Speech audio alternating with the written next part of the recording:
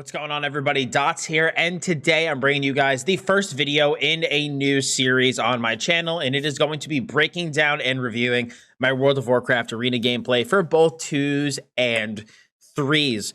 I am, for those of you who don't know, just returning to World of Warcraft. I returned about a month and a half ago from the day I'm recording this, and obviously I wanted to get back into arena. I love PvP. I've always have in World of Warcraft. Highest rating in the past was not super crazy high. It's like 1 win away from 2200. I was really close. Unfortunately, just barely missed it. And now that I'm back into the game for the end of Battle for Azeroth, and we'll be playing, basically, this is the main game of my YouTube channel going into Shadowlands, I really want to improve my arena gameplay, and I do believe that a really good way to improve your gameplay of any PvP game is to review your footage, because when you're looking back later on, you're able to see things that you didn't notice in the heat of the moment.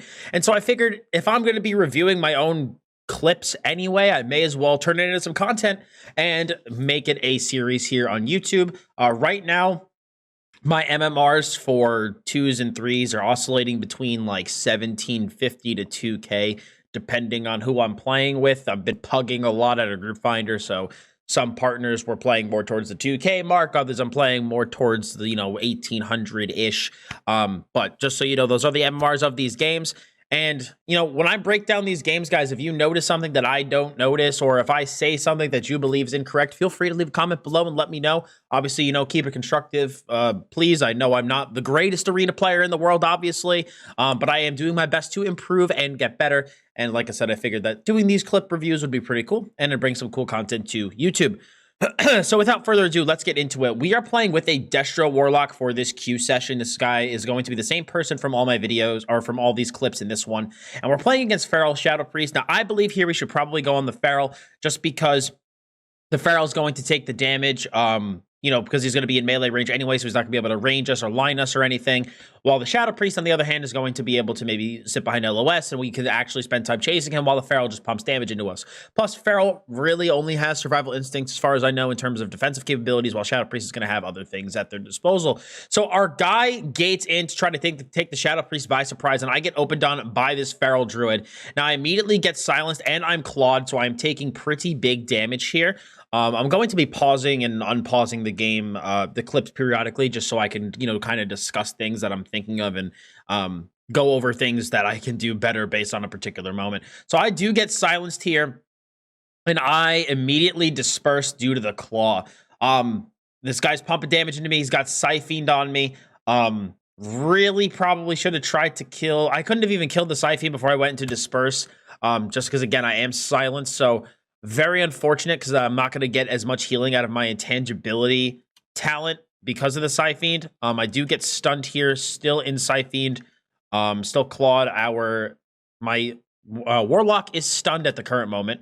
So we pop out of dispersion finally. I am at 37% HP. Really have not done a lot, as you can see on details. We have a whopping goose egg on the board. I try to cast into this Feral Druid. We finally get a cast off. I do pop Vampiric Embrace to get some healing off. Our Warlock is just pumping DPS into these guys. Now, I try to do a cross CC here, just so that I can relieve some pressure on myself while get some out. So I stun the Feral Druid and silence the Priest. And my goal here is to just provide as much assistance to my Warlock as I can, in case I go down, just so that if he has to solo these guys, he can do it by himself. He follows up my stun with his Shadow Fury. I would have obviously preferred, I think, a coil in this situation. I think that would have been better. But it's okay. Just a little thing that I just maybe noticed here. So I dropped the Siphon because his Feral is getting low, and I want to try to slow him down. Plus, he's going to probably try to get healed from the Shadow Priest and himself. So what I do here, this is my thought process here, as I start to approach the pillar.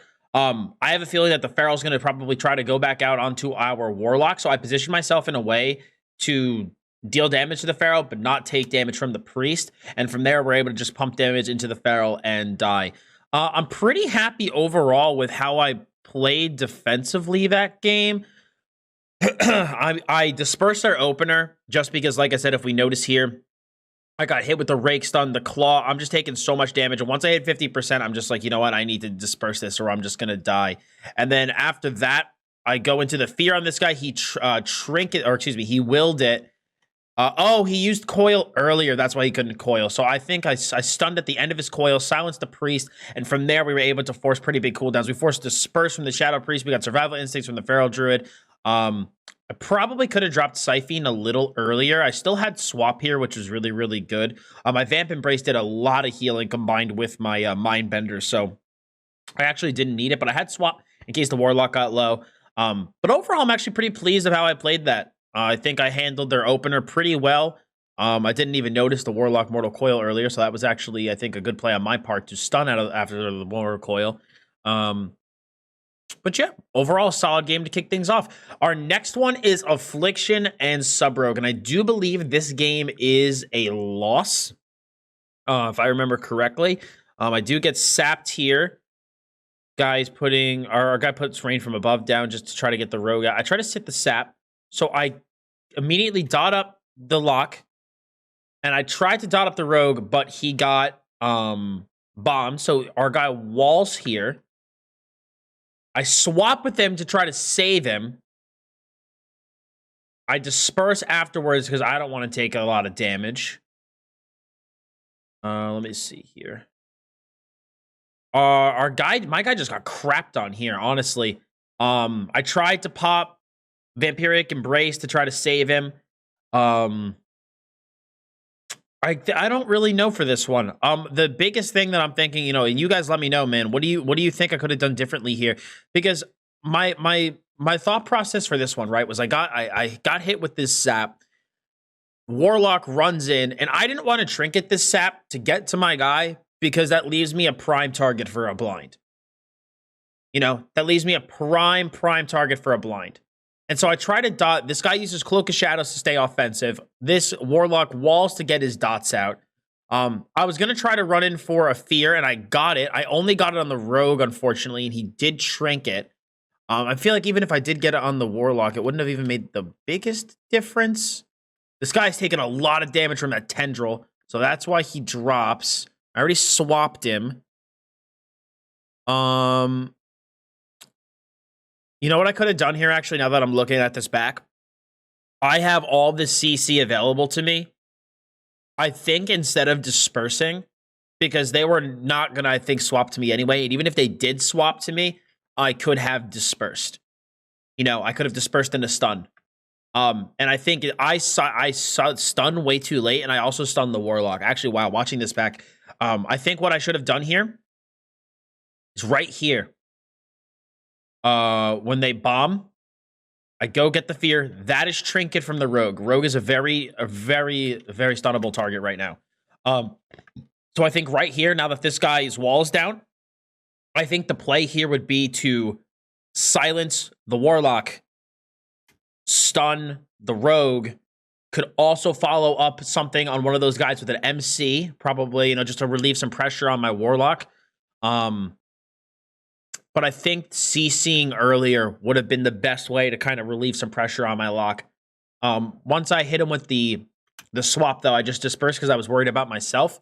But I should have noticed that they were just tunneling into the lock anyway, and there really wasn't a point to the disperse unless they swapped me. I think I was probably just worrying about dying to multi-dot from the Warlock, so I think maybe it would have been, instead of disperse, maybe a better play would have been to Vamp Embrace there, get my dot damage out, and then go into my CC. So that's actually something good that I noticed. One thing that you are going to notice that I do make a bunch of mistakes on in this video too is that I do forget to use lock cookies quite a lot. I haven't really played with a Warlock a lot since coming back to WoW for twos. I know they're very, very good. Me and this guy do pretty solid during this Q sesh, but haven't gotten around to playing with that many locks, so I definitely don't utilize the health stones to their fullest potential. So that is something that I definitely need to do in the future. So this Mistweaver kind of comes out, and this guy starts to root him. So because he's doing that, I'm just applying dots. We got this Feral Druid to come out, and I try to stun his opener to force his Trinket to maybe see if he wants to keep going. And we do get his Survival Instincts right off the bat because the Warlock just goes super hard on him. So I silence the Mistweaver, and I drop the Siphene on the Feral to basically dampen any incoming healing if he tries to cocoon him after this, because he hasn't cocooned yet. So I'm thinking, okay, if he does, then the Siphene is going to take a huge portion of that away, and that's exactly what happens. So I go for the MC on the Mistweaver and get kicked on it from the Feral Druid, which is perfectly okay. We go back to multi-dotting this guy. I do have fear available, so we are going to go for that. We go for a really small fear there, and that is on me. The DR, really, really bad. I got to pay attention to the diminishing returns here. That was a huge waste of fear. In my mind, I'm thinking, yo, this Feral's taking damage. Let's just CC this guy. Just huge waste of a 1 minute cooldown. So definitely need to start paying attention to those DRs a little bit better. So our Warlock pumps a Chaos Bolt into this guy because the Feral is LOSing. So I get the Fate Cast on the Feral, apply dots to both of these guys again so that if this Mistweaver tries to go for the Dispel, he will fear himself. So we got the dots ticking away. I'm just purging things as I'm coming around the pillar since I'm not having time to do a whole lot in terms of casting because they are LOSing me and kiting me. I go for the stun here. Again, another DR mistake. He's on Shadow Fury DR. It would have been a lot better if I either went for an MC or if I went for a silence. So far, big ticket things. Got to pay attention to DRs, and I need to not panic as much if I'm taking damage and my opponent's still the focus target. So I actually make a big swap here. I remember this game. I was so hyped about this. So I was noticing that this guy was so concerned about the Feral Druid. He's kind of ignoring himself a little bit, and he doesn't have Cocoon. So I'm like, yo, I'm going to make a big old swap to this Mistweaver here. So after he starts taking that damage, I drop the Siphene, I trinket the leg sweep into the silence, and he just straight up dies.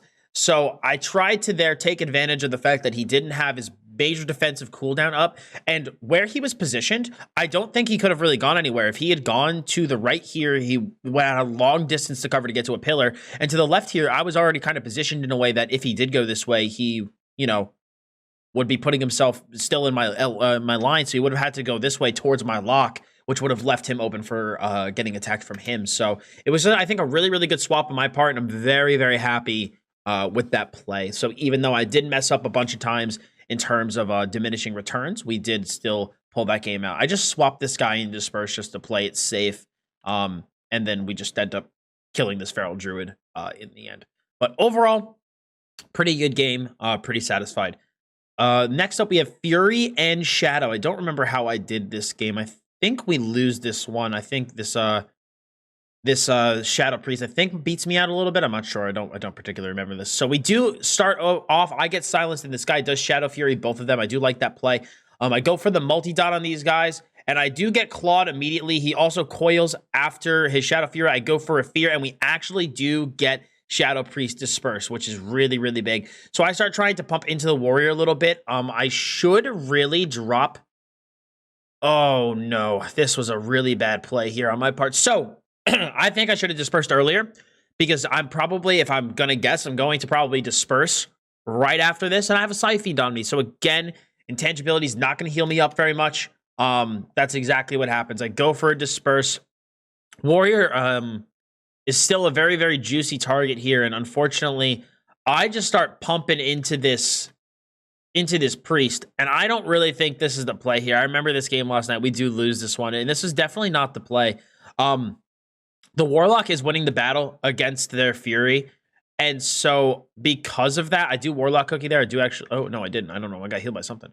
And unfortunately, he just dies because their priest recognizes Warlock's actually started to take a lot of damage, and so they make a swap to him. So I think a better call for me here...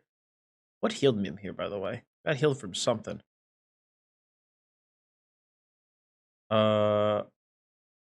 Oh, I did use my swap. I swapped to the Warlock. That's why. I think what I should have done here is noticing the health bars. I think it's because in my mind I'm like, yo, I'm making progress on this priest. I could do this. I can take him out here. And unfortunately, once I get mallied, I end up losing that war. And by the time I make the swap, my Warlock's got nothing left. I think a better choice here, especially now looking at the health bars, I think a better choice would have been actually to, because this guy doesn't have silence up, he's got no way to basically stop me from doing what I'm doing.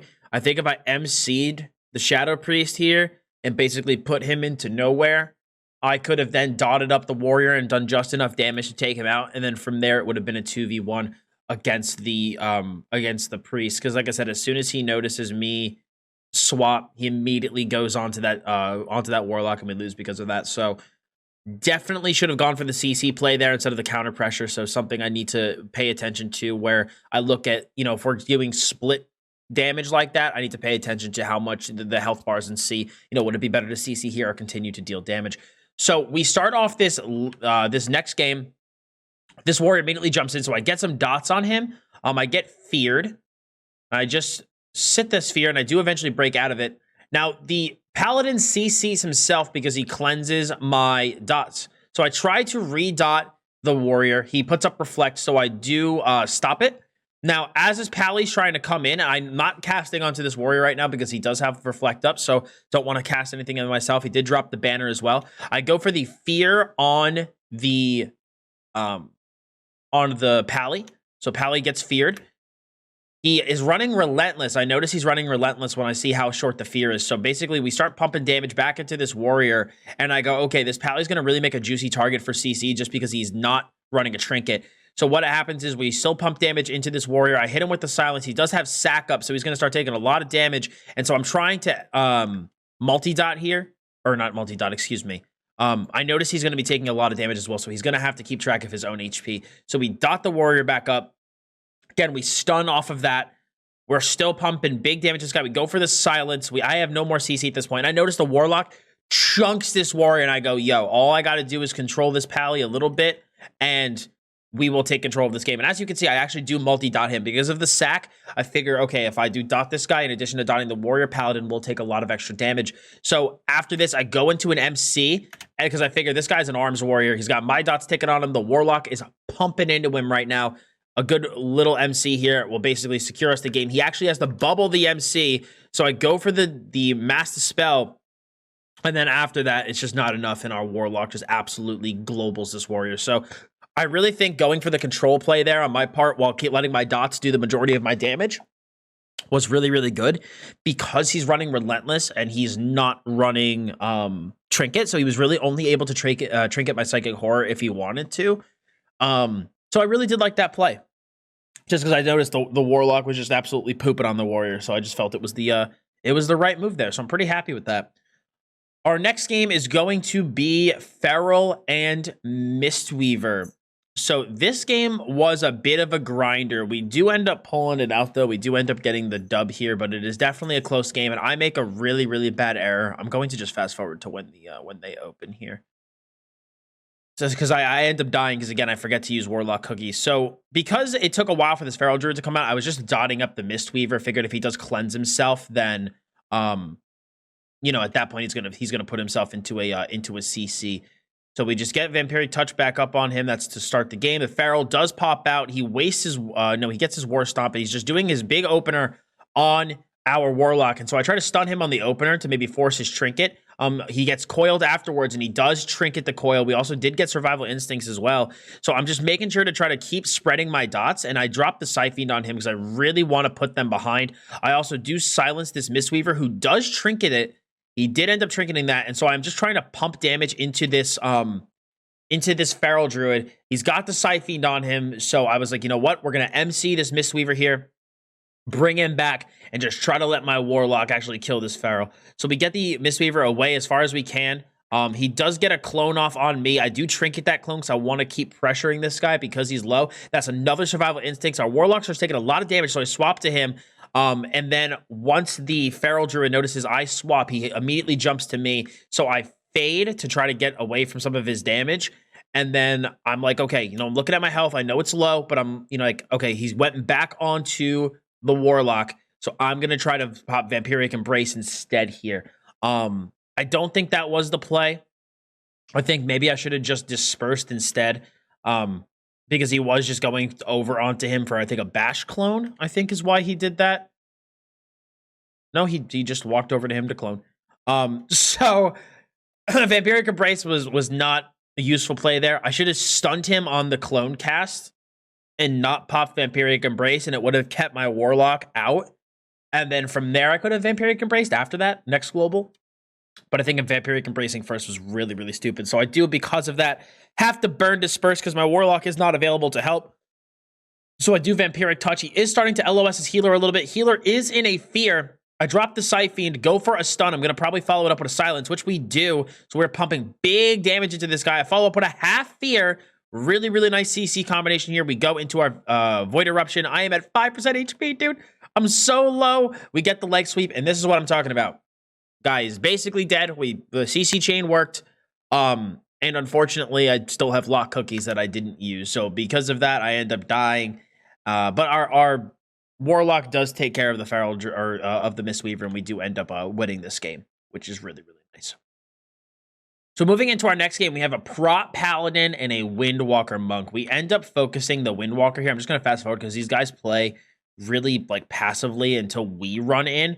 So I go in and get silenced and was just like, okay. So I ran around and ignored it. And then I just went for a big fear here.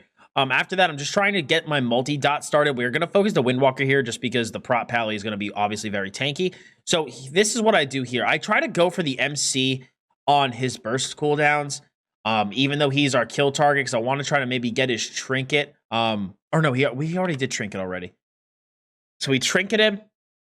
This is burst cooldowns. Pally's on him as well. So I MC him on his burst just to like take a little bit off of his burst. So he's not able to do as much damage to our Warlock. Don't know if that was the play or not, but I did like it because he did coil the Prot Pally afterwards. So then this guy has to come back in. I then stun him on the end part of his burst. So I actually do like that play. I basically invalidated the entirety of his burst between the MC and the stun because he did trinket something early on. After that, I also do cross CC a silence with the Prot Pally to maybe prevent any healing from coming out for him. I'm going to be honest, I don't really know if that was 100% useful. I haven't really played against many Prot Pallies since coming back. I've only played maybe against like 2. So I think the silence does cover their heals, but let me know in the comments if it doesn't. So after that, he's just got his Guardian just casting on him. So I'm just like, you know what? We're just going to keep spreading this multi-dot here. We drop the Siphon to try to prevent some of the incoming healing. He is he's so low, dude, 6%. So I'm actually pumping into the Prot Pally, but I swap onto our Warlock because I want to heal him back up. And I notice, okay, these guys are not swapping to me. So we had Vampiric Embrace up instead. So that's actually healing us between the multi-dot and all of our damage. We're actually getting some good quality heals back. Probably should cookie here. This is, again, situation where have the Warlock Stone, not really using it. I maybe wanted to save it for a better moment, but I think here, no reason not to top myself off.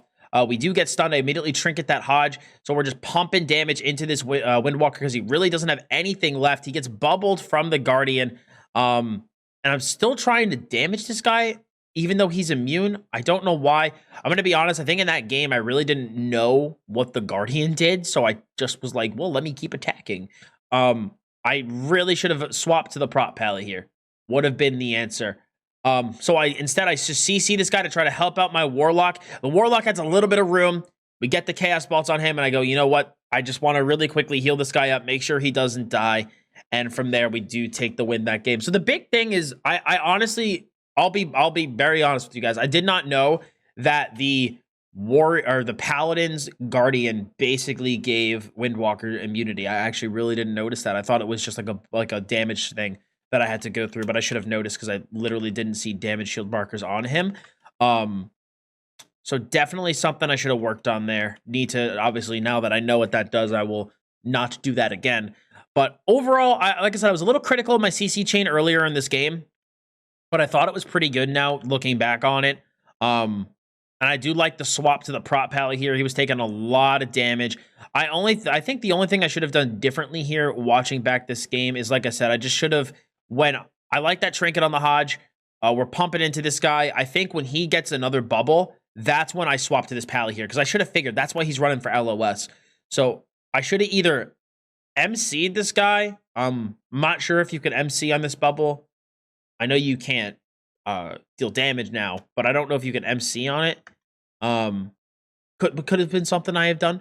Could have also attacked the Guardian, but I think the best play would have just been to swap to the Prot Pally. And from there, we would have probably taken the win pretty easily. So I think this is our last game of the Q session. I know this video went on a little bit long. So let me know, guys, if this ended up being too long and you wanted to see them be shorter, or if you don't mind the longer duration of the commentary. Let me know below what you guys think of the length. Phrasing. So we're dealing damage into these guys. I noticed that the Shadow is taking a lot of damage. Our original target was going to be the Warlock. So I go and fear him. The fear, I think, got broke. This is a loss here. because I really have not played against a Demonology Warlock yet this expansion since coming back. So I make a pretty bad error here. So we actually go and dot up this priest. I try to cross CC with the stun. He does trinket that. I get feared out of it. I'm okay. So I drop with this guy. I want to get the kill. I go for the silence. He does have the safeguard and the and it still has his fortitude. So this is where the mistake comes. I did not know that this demonic tyrant was going to deal as much burst damage as it would. I'm sitting here. I'm at 50% HP. I think, okay, I'm fine. And I just go and get absolutely chunked. I did not expect that guy to deal as much damage as he did. It just really took me by surprise. If I had known that this thing was going to deal that much damage that quickly, I would have dispersed. But that was just me, again, not having a knowledge about a certain class's cooldowns, and because of it, it actually cost me the game. I do think that when this guy shifted back this way, I think instead of just turning and attacking a full health warlock while I'm at 48% HP, I should have used our gate, which is literally right there, and just gated back to the boxes, heal myself back up, and kill the Shadow Priest. Shadow Priest did not have disperse. He would have been by far the best target to attack into. So that's definitely a very, very bad play on my part. Just trying to attack into a warlock who's got his big burst cooldowns open. But now that I know what the tyrant does, it is definitely something I will be cognizant of in the future and watch out for. But guys, that's pretty much going to be it for the walkthrough today of our PvP games from that queue session. Let me know what you guys thought about this video in the comment section below. What you guys think about the breakdown? Did you like it? If you have any comments about my games, please feel free to share. Just like I said, please, I would appreciate if you kept it constructive. But this video was a little too long. Let me know. Next time I'll probably shorten them maybe to 15 minutes instead of nearing 30.